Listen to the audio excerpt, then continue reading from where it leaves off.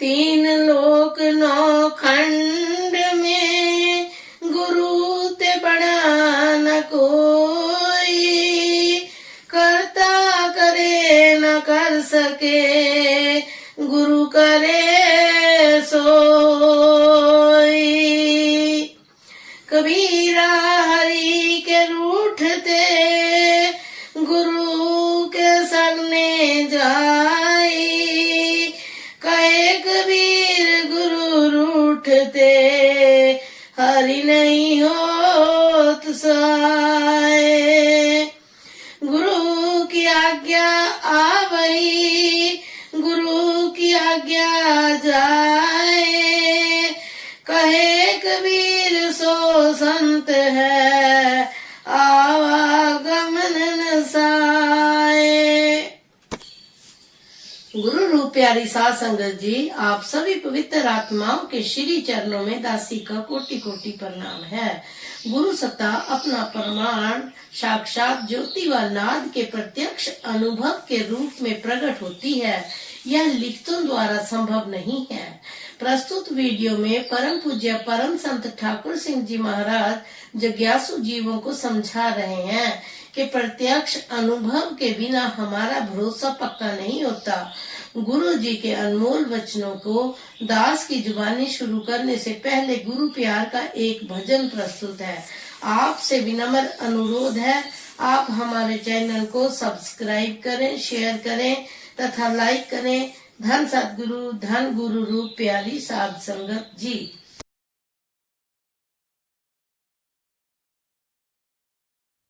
मैनू आसरा तेरे चरनां दा, चरनां दी मौज विच रख ठाकुर तेरे चरनां चो ठंडक मिलदी है। चरनां तो करी ना वख ठाकुर, जीवे मछली तड़पे नीर बिना, जीवे मछली तड़पे नीर बिना, जीवे बालक विले के शीर बिना, जीवे बालक विले के शीर बिना, तेरे बाजों जीवन दुख परेया, सुख दुनिया दे होण पावे लख ठाकुर। मैनू आसरा तेरे चरनां दा, चरनां दी मौज विच रख ठाकुर तेरे चरनां चो ठंडक मिलदी है। चरनां तो करी ना वख ठाकुर, किते कोई पराया ना जापे, किते कोई पराया ना जापे, मायावी माया ना जापे, हर पासे तू ही आवे नजर, हर पासे तू ही आवे नजर। मैनू बख्श एहो जही अख ठाकुर, मैनू बख्श एहो जही अख ठाकुर, मैनू आसरा तेरे चरनां दा, चरनां दी मौज विच रख ठाकुर।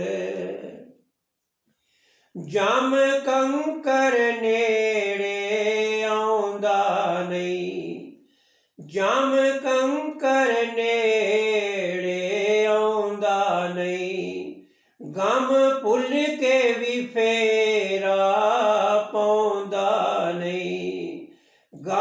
ਭੁੱਲ ਕੇ ਵੀ ਫੇਰਾ ਪਾਉਂਦਾ ਨਹੀਂ। ਉੱਥੇ ਫੁੱਲ ਖੁਸ਼ੀ ਦੇ ਖਿੜਦੇ ਨੇ, ਜਿੱਥੇ ਤੂੰ ਹੋਵੇ ਪਰਤਖ ਠਾਕਰ।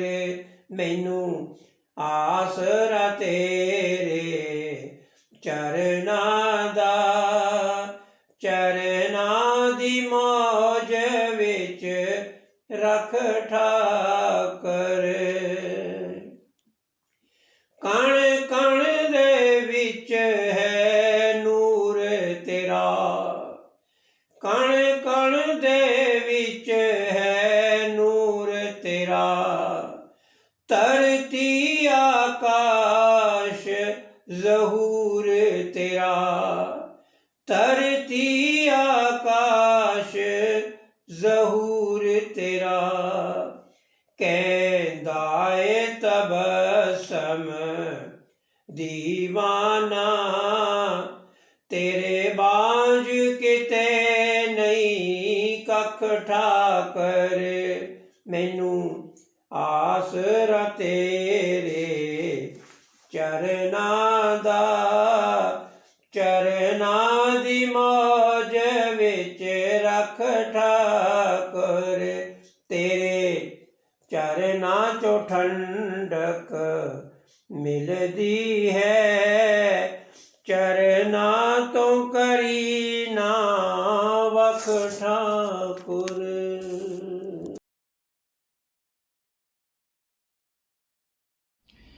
साधो गोविंद के गुण गाओ, साधो गोविंद के गुण गाओ। मानस जन्म अमोलक पायो, बिरथा काहे गवाओ। साधो गोविंद के गुण गाओ। पतित पुनीत दीन बंद हर शरण ताहे तुम आओ, हर शरण ताहे तुम आओ। साधो गोविंद के गुण गाओ। गज की त्रास मिटो जह सिमरत, तुम काहे बिसराओ। साधो गोविंद के गुण गाओ। तज अभिमान मोह माया पुन, तज अभिमान मोह माया पुन। भजन राम चित लाओ। साधो गोविंद के गुण गाओ। नानक कहत मुक्त पंथ ए, नानक कहत मुक्त पंथ ए। गुरमुख होए तुम पावो।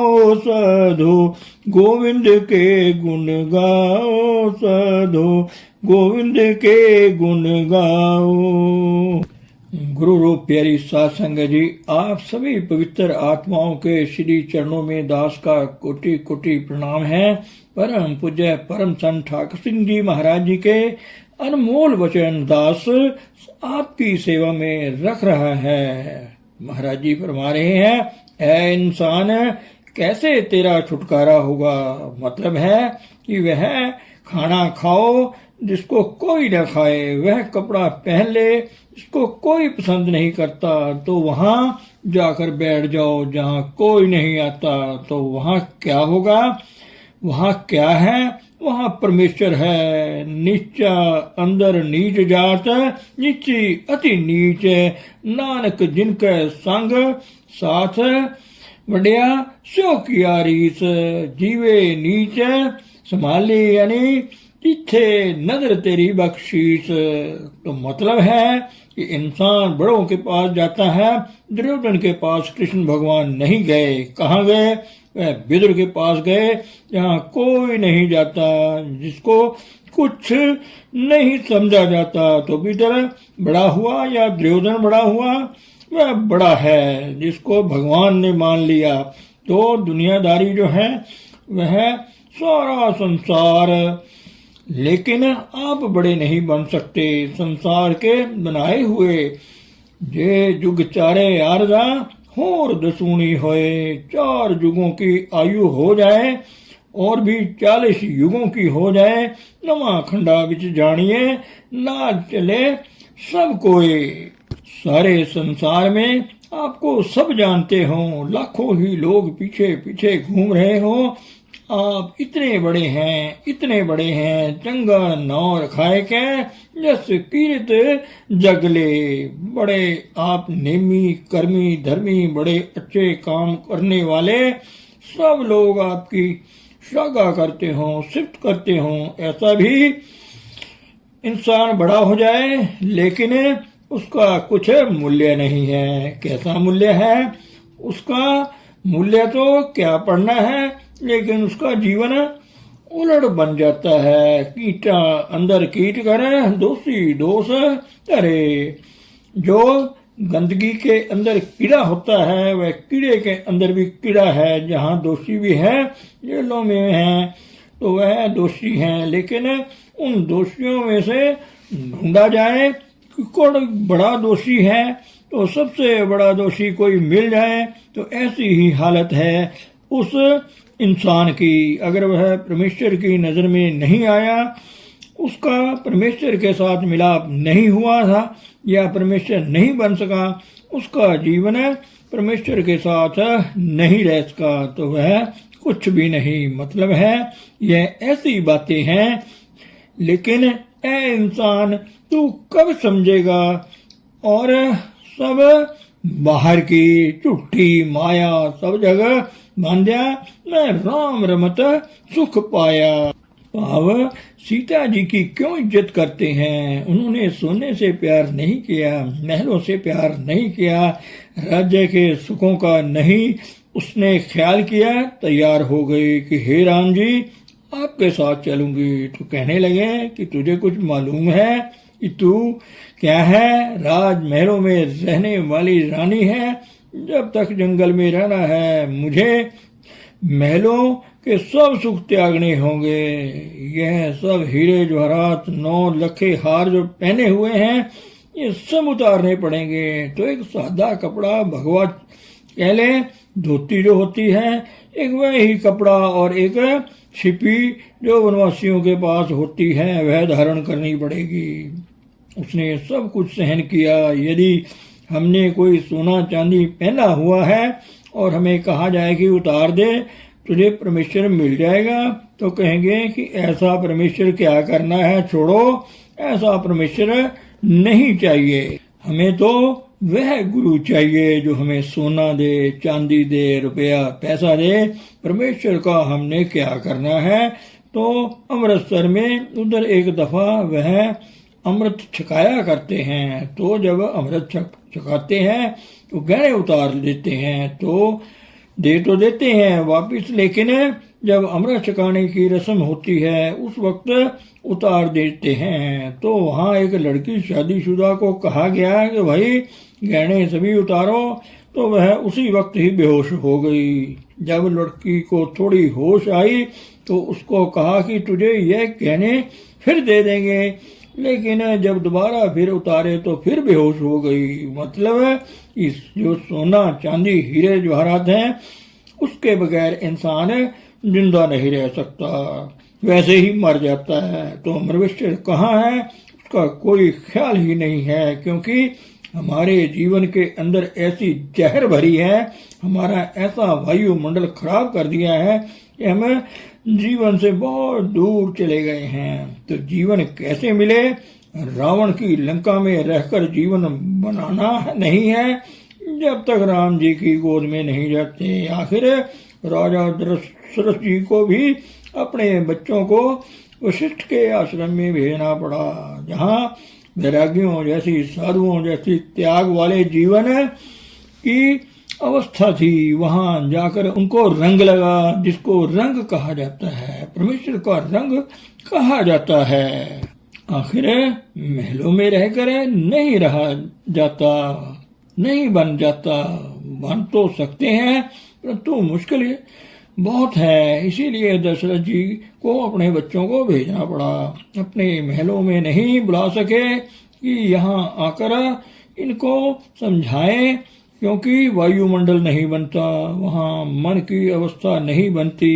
ये मन की ताकत ज्यादा बढ़ जाती है और आत्मा की ताकत वहाँ कमजोर हो सकती है और रूहानियत बनती नहीं है। जब किसी ऐसे वायुमंडल में इंसान को लाया जाता है जिधर मन को जहर मिलती नहीं, जंगल है, बियाबान है, तो मन कमजोर हो जाता है और आत्मा की खुराक देने वाला वहां आकर ही आपको खुराक देने लग जाता है और फिर वह वायुमंडल अनुकूल हो जाता है और फिर काम बढ़ जाता है। इसी तरह ही इन बच्चों को, जो बच्चे आपने दिए हैं, हम उनको ऐसे वायुमंडल में रखते हैं जिधर मन को ताकत देने वाली कोई चीज नहीं है, जो मन को ताकत दे सके, मन को सनातन बना सके, आत्मा को आत्मिक जीवन धारा से जो आगे बढ़ने का जो वायुमंडल है, इसको लगातार दिन भी रात भी दिया जाता है, ताकि इनके अंदर जो जन्म जन्म की इस मन को मल लागी काला हुआ स्या, ये सारी कालिक जो है वह सब उतरनी है। और आगे उदाहरण देते हैं कि वह जो तीली है वह कपड़े को धोता नहीं है, वह 3-4 महीने प्रयोग करता है, फिर उनको साफ करने की कोशिश करता है तो उसकी मैल उतरती नहीं, चाहे 100 बार उसको धो ले तो भी सफेदी नहीं आती। और जो मन है पता नहीं कितने गुणों युगांतरों से काला हुआ पड़ा है, उसको सफेद करना, उसकी चिमनी को साफ करना, ताकि उसके अंदर जो आत्मिक प्रकाश है वह हमें मिल सके। उसके लिए बड़ी भारी मेहनत की जरूरत है, बड़ा लंबा समय और बड़ी मेहनत। लेकिन ये ठीक है कि पुराने जमाने में तो बहुत लंबा अरसा बड़ी मेहनत करनी पड़ती थी। जैसे श्रृंगी ऋषि जी थे, 80,000 वर्ष जंगल में जाकर उन्होंने साधना की, लेकिन कामयाब नहीं हो सके, क्योंकि हमें इतनी बख्शिश यह जो आज हो रही है वह नहीं थी, अपनी मेहनत करनी पड़ती थी। रास्ता बता देते थे लेकिन चलना आप ही का काम था, मेहनत खुद ही करनी पड़ती थी। लेकिन मेरे हजूर भी जैसे फरमाया करते थे अपने सत्संगों में कि जब दुनिया बहुत प्रतिकूल हो जाया करती है, उसका वायुमंडल बहुत दूषित हो जाता है, इंसान के अंदर आत्मा इतनी कमजोर हो जाती है और राक्षस ताकतें प्रबल हो जाती हैं, तो उस वक्त फिर कुआं भी देखता है कि मेरा मुरीद जो है प्यासा है, वह मेरे तक पहुंचने में असमर्थ है, तो कुआं भी चलकर प्यासे के पास आ ही जाया करता है। तो यह समय जो है ये कितना सुंदर है कि इससे जो परमेश्वर को प्राप्त करने की थोड़ी सी भी इच्छा रखने वाले हैं उनके लिए तो बहुत ही सुंदर है। वह सतयुग त्रेता द्वापर पणिये कलयुग उत्तम जुगा माहे, कलयुग सारे युगों में उत्तम है यह, क्योंकि इसमें मेहनत नहीं करनी पड़ती, इसमें किया कुछ सब कुछ मिल जाता है। तो गुरु सब कुछ कर देता है, लेकिन फिर भी इसमें जो थोड़ी सी अपने आप मेहनत करनी पड़ती है उसमें इंसान जो है बड़ा ही सुस्त हो जाता है। मतलब है कि खाना माँ पकाकर रख देती है, लेकिन वह खाना आप उठाकर खाना भी मुश्किल हो जाता है। तो मेरे हजूर फरमाया करते थे, उदाहरण देकर बहुत खुश भी हुआ करते थे, हंसा भी करते थे कि 2 भाई गए बाहर घूम रहे थे, तो एक बाग में गए, आम का मौसम था, तो वहां एक भाई ने देखा कि एक आदमी लेटा हुआ था, ऊपर मुंह करके, मुंह खोला रखकर, तो उससे पूछने लगा कि भाई तू ऐसा क्यों लेटा हुआ है? कहता है जी मैं आम खाने के लिए आया था। तो उसको पूछता है कि तू आम किस तरह खाएगा, कैसे आम मिलेगा तुझे? कहता है जी आम गिरेगा मेरे मुंह में आकर, मैं खा लूंगा। वह भाई जो पूछ रहा था बहुत हंसा, कहता तू कितना मूर्ख है, ऐसे भी कभी होता है, कोई बहुत ही सुस्त आदमी होता है उसके मुंह में आकर गिरेगा तो खा लेगा, कुछ मेहनत कर है, कुछ परिश्रम कर है, फिर तो तुझे मिल भी सकता है। और जो दूसरा भाई साथ खड़ा था वो कहने लगा कि इसको कुछ ना कह, ऐसी गलती ना कर, यह तो बहुत अच्छा आदमी है। मैंने कल एक आदमी देखा था बाग में, जो इस तरह ही लेटा हुआ था, उसके मुंह तो ऊपर को किया हुआ था, तो जिसने नीचे को मुंह कर लिया उसके मुंह में तो सारी उम्र भी पड़ा रहे तो भी आम नहीं पड़ सकता। अब बात यह है कि अब सभी के मुंह नीचे को हैं, कम से कम ऊपर तो कर लो। तो मेरे हजूर के पास कोई आदमी आया और मैं भी वहां ही खड़ा था, तो पूछने लगे कि भाई भजन करा करो। तो कहने लगा हाँ जी करता हूँ। कितने समय के लिए? जी 10-15 मिनट कर ही लेता हूँ। अरे क्यों टाइम खराब करता है? 10-15 मिनट, यह तो 2-3 घंटे में भी मन शांत ही है। जिसमें जहरें चढ़ी हुई हैं वह शांत नहीं होता जब तक मन खड़ा न हो, बुद्धि स्थिर न हो, इंद्रियों का दमन न हो, आत्मा का साक्षात्कार हो नहीं सकता। तो मतलब है कि हमारा मुंह जो है वह नीचे को है। यदि इन आँखों को बंद भी कर ले तो भी मन आंखें बंद नहीं करता। शरीर तो चलो मान ले कि बैठ गया, आराम से मन नहीं बैठता, आराम से मन भटकता है। इसको कौन रोकेगा? यह मन एक ऐसा हाथी है, जैसे हाथी के लगाम नहीं होती, वह मान जाए तो ठीक है, ना माने तो ना सही। ताकतवर इतना होता है कि उसके साथ ताकत से तो बिल्कुल नहीं मुकाबला हो सकता। हाथी मान ले तो मान ले। ऐसे ही मन जो है, इसको मनवाने वाला गुरु है, परमेश्वर है, वह मनवा सकता है, उससे काबू में आ जाएगा। लेकिन हम कब से कम ऊपर यहाँ बैठे तो सही, चलो मन नहीं भी मानता तो कोई बात नहीं, तो आप गुरु के हवाले होकर मतलब कि जैसे आप किसी को मिलने जाते हैं, दरवाजा बंद है तो आप दरवाजा खटखटाते हो, आप इंतजार करते हो। बुद्ध मत की भी मैंने किताबें पढ़ी हैं, तो लिखते हैं कि ऐसे एक जीव गुरु को मिलने के लिए गया। गुरु अपनी समाधि में लीन थे, क्योंकि यह इस शरीर की बात नहीं है, यह ऊपर के शरीर जो हैं सूक्ष्म मंडलों की बातें हैं। अंदर की तो वह कितने ही कल्प वहां बैठा ही रहा।